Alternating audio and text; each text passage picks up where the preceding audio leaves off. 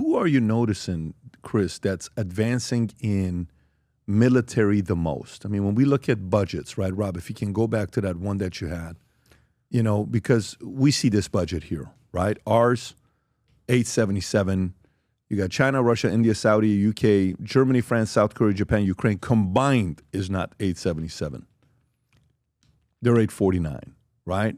I think that this is, it tells a story, an interesting story. It's just 2 years old. It's also, yes. And this ratio has been similar to this for a long time. I would say it doesn't tell the full story because I think China's actually spending a lot more than that because there's so many different ways that you can determine what's military spending and not. There's so many different ways that it's almost an accountant game where China, for instance, there's large parts of their, what we include in our military budget, like things like the Coast Guard and the National Guard, for instance, the National Guard budget, China does not include their, what you would call their National Guard is not included in their budget. It's a separate thing that they include as part of their accounting for police force because so much of what China does is policing their own people. And so it's called the People's Armed Police. Huge budget. And this is the People's Armed Police, by the way, have flamethrowers and rocket launchers and infantry fighting vehicles. Like it's not a regular police force. It's essentially another part of their military, but they just don't do the accounting that way. So it's one, and there's a bunch of line items that are like that. That's just one example. And also, with our $800-something billion, I wonder how much of it is maintaining our 780 military bases. Imagine the maintenance of that, the keeping, you know, that afloat. That's got to be a big cost. I would love to see the breakdown of how much the overseas bases are. I would make the argument that those bases are a net benefit to us, but they certainly do cost a lot of money. A lot of times, though, the countries themselves pay for a lot of the stationing of our bases. They want us there. In China, for instance, that budget is much larger also because of something called purchasing power parity. So if you account for, and this is not a perfect example of how it works, but goods in the United States cost a lot more. So buying an M16 here is different than what China would pay. So if you account for that discrepancy, basically there's a firm, an actual economics firm that ran the numbers, and they assessed that China's budget's probably closer to twice as high as they claim it is. Yeah, or more so. So it's still not at the levels we are. Right. What type of advancement are they making? You see the drone war, right? If you see this other chart that we all see, and again, you're getting me to not question the drone part. The country's set to dominate drone warfare by 2028. See where we are, okay? And then you got, this is by The Guardian, you got China, we're at 1,000. China 68, Russia, India, Australia, Egypt, Turkey, Malaysia, Indonesia, Israel, okay? And how are they calculating those numbers, Rob? Is there a number to it, or what does the 1,000 mean? Do you see it on the bottom or no? It doesn't say at the bottom. I can find out. Brandon, can you send us what that 1,000 means in calculation? But when you're seeing, drone warfare, future way of going to war, who is advancing in a more modern warfare than others? Are we still ahead of everybody? I think with the drones is probably especially the organic to the squad, that level of smaller drone. I think we were caught off guard a little bit by the FPV drones, the first-person view drones that are just for like the size of one soldier can use, because we were for a long time and still are the leaders at the most high-tech and sophisticated drones, but so much of what's happening, so much of the innovation is those lower level drones. So I think we're now catching up. For instance, we are basically right now what's happening in the US military is the largest transformation of how our forces fight since the 1980s.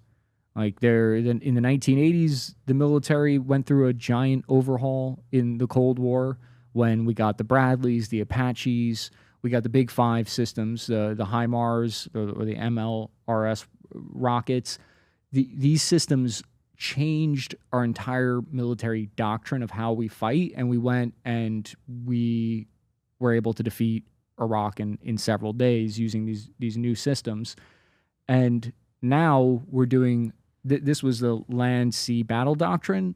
We're now doing multi domain task force fighting, which we're seeing we're less focus and emphasis on Abrams tanks and heavy tanks, more focus on these light jeeps called infantry squad vehicles, kind of like going back basically to the Humvee of the 80s. And we're going to send troops out in these unarmored Humvees with these guys. Yeah, those. And then all those dudes are going to have drones with them.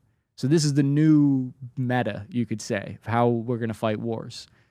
It's fascinating to see. It's so crazy to see an organization like the Army that's so opposed to change, and you really got to twist their arm to get them to make any kind. An institution like that is very traditional and rooted in what works. So they're making massive, radical changes that more changes in the time span of 2 years than usually they make in 20 years. Yeah. So drones, by the way, that 1,000 that we saw, that was 1,000 times 1,000. So we would be essentially it's 1,000 individual military drones, not dollars monetary. So 1,000 times 1,000, which means 1 million. That military drone warfare that's being built. By the way, when you look at, did you see the Russia drones that came out, just released 2 or 3 days ago? Did you see these black drones that were shown? Rob, I don't know if you have this or not. Russia drones were just released, I think 3 days ago, 2 days ago. Okay, 2 days ago. And Russia appears to be launching, go a little bit lower, be launching its from the pickup truck, the Ford pickup trucks? Is that what you're talking about? This is not the one, Rob. If you go on X, type in the same phrase you put on there and just put it on X and see what comes up. Russia drones and X, and see what shows us. You'll see the way. Right here? The Which Black one is Bee drone group. July 22nd. Is that the one? I don't know if that's the one. Go a little bit lower, Rob, to see what we see. There were these drones that were just absolutely, I mean, you can see go a little bit lower, Rob. Yeah, I have to find it. Oh, is that the one? What is that right there, Rob? The third one? Russia flaunts its massive drone. That's the one right there, July 22nd. Russia flaunts its massive drone war machine on state TV, unveiling. Yeah, this is the one. Press play on this one if you can. It's giving you a hard time. Yeah, but hang on 1 second. I can download it and play it. These Russians never want us to see these videos. Look at this. This is it. So they want to play ball.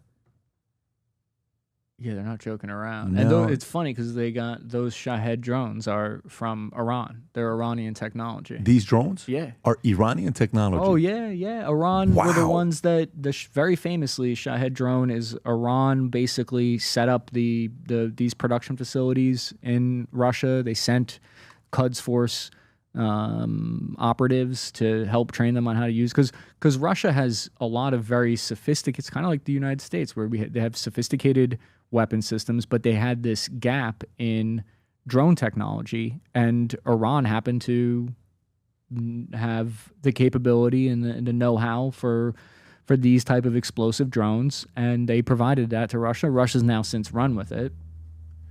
Yeah, so these guys right here, zoom in a little bit.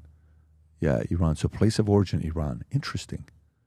Iran, North Korea, Communist China, Chinese Party, all of our allies are funding and helping Russia. They're all getting together and doing everything they can to help Russia, which is part of the reason why I am kind of the mind that I'm like, maybe it's not such a bad idea for us in the West if all of our enemies, and I consider them our enemies, I think they don't want us to do well, if they're all backing Russia, putting resources in, like, I would say that's a pretty good argument and evidence for why, or what I would say is a strong evidence for why we should support Ukraine to the degree that it's in American interests.